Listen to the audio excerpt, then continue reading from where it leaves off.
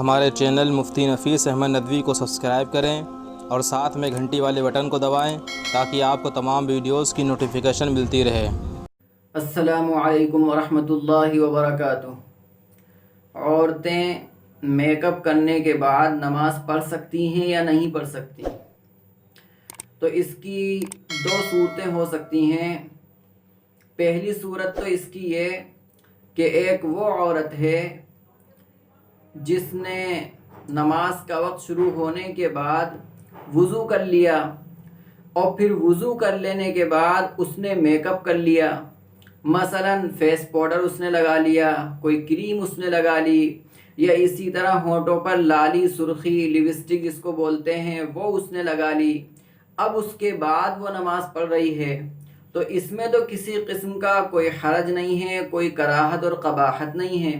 چونکہ اس کا وضو تو میک اپ سے پہلے ہی ہو چکا ہے، اور جب وضو اس کا میک اپ سے پہلے ہوا ہے تو وضو کے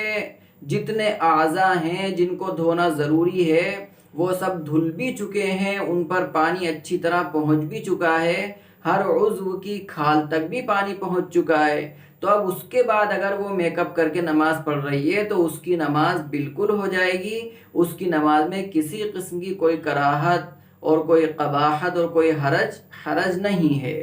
لیکن ایک دوسری شکل وہ ہے کہ مثلا ایک عورت وہ ہے کہ جس نے نماز کا وقت شروع ہونے کے بعد پہلے تو میک اپ کیا،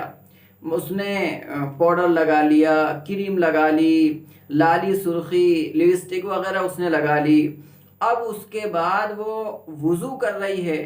تو اب یہاں پر ہمیں یہ دیکھنا ہے کہ اگر میک اپ کے بعد ہم وضو کر رہے ہیں تو وضو کا پانی اگر کھال تک نہیں پہنچ رہا ہے، چہرے کی کھال تک نہیں پہنچ رہا، یا اسی طرح ہونٹوں کی جو کھال ہے اس تک پانی نہیں پہنچ رہا، تو پانی نہ پہنچنے کی وجہ سے وضو اس کا نہیں ہوگا۔ اب جب اس کا وضو نہیں ہوگا تو اس سے اس کی نماز بھی نہیں ہوگی۔ ہاں، اس کی جو میک اپ اس نے کیا ہے وہ میک اپ اس درجے کا ہے کہ پانی سے چہرہ دھونے کے بعد وہ پانی اچھی طرح کھال تک پہنچ جاتا ہے، اس نے ہونٹوں پر لالی اور سرخی لگا لی ہے، ویسے تو منع ہے، بالکل منع ہے، اس کو نہیں لگانا چاہیے، لیکن اگر کوئی ایسی عورت ہے کہ اس نے لگا ہی لی ہے تو اس کی جو لالی اور سرخی ہے اگر اس کی پرت گاڑھی ہے، موٹی ہے، دلدار ہے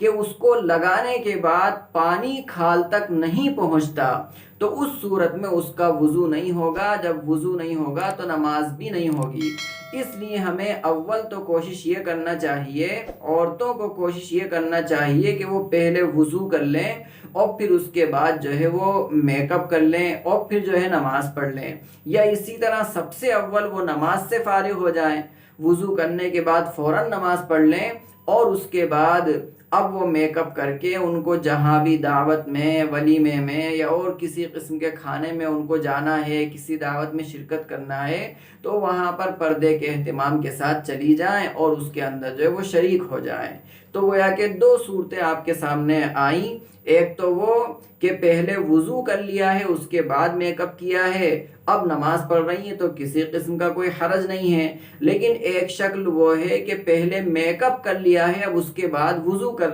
کر رہی ہے، تو اس کو یہاں پر دیکھ لینا چاہیے کہ میک اپ کے بعد وضو اگر کر رہی ہے تو پانی کھال تک اگر پہنچ رہا ہے تو اس کا وضو ہو جائے گا اور اس سے نماز بھی ہو جائے گی، لیکن اگر پانی کھال تک نہیں پہنچ رہا ہے تو وضو بھی نہیں ہوگا اور نماز بھی اس کی نہیں ہوگی۔